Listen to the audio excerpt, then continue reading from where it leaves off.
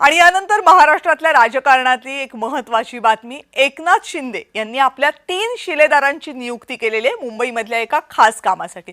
त्याची बातमी पाहणार आहोत।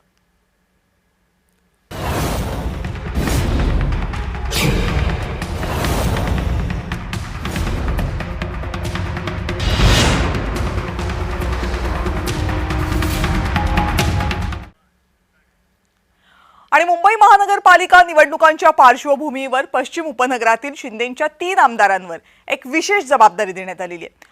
मुंबईमधल्या पश्चिम उपनगरांमध्ये पालिकेच्या जागांवर मुंबईचा महापौर बसतो, त्यामुळे शिंदेंनी पश्चिम उपनगरातल्या 3 आमदारांवर पश्चिम उपनगराची जबाबदारी सोपवली आहे। यामध्ये आहेत मागाठाण्याचे आमदार प्रकाश सुर्वे, अंधेरीतले आमदार मुर्शी पटेल आणि चांदिवलीचे आमदार दिलीप लांडे यांच्यावर ही जबाबदारी सोपवली आहे। तिघांवर 12 ते 15 जागांची म्हणजे 12 ते 15 मुंबई महानगरपालिकेच्या प्रभागांची जबाबदारी सोपवण्यात आली आहे आणि याच प्रकारे मुंबईतल्या इतर जबाबदाऱ्या सुद्धा सोपवल्या जाणार असल्याची माहिती सूत्रांकडून समोर आली।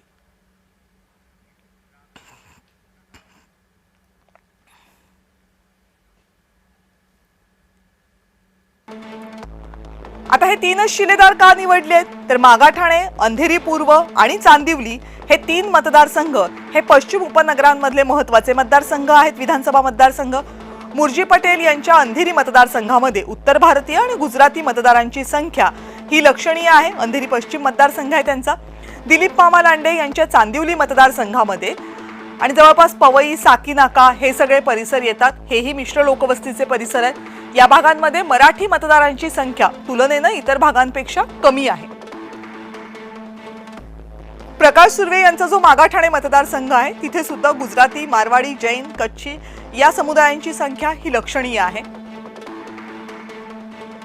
आणि उत्तर भारतीय, गुजराती या पारंपरिकरित्या सेनेचे मतदार नसलेल्या गटांना आकर्षित करण्याचं टार्गेट आता सेनेसमोर असेल, जरी ते महायुतीतनं लढत असले तरी सुद्धा। आणि प्रकाश सुर्वे असतील, दिलीप लांडे असतील किंवा मुर्शी पटेल असतील ते संघटनात्मक कामासाठी ओळखले जातात। प्रकाशझोतात न येता, वादग्रस्त विधानं न करता पक्षासाठी भरीव कामं करणं ही तिघांची जमेची बाजू मानली जाते।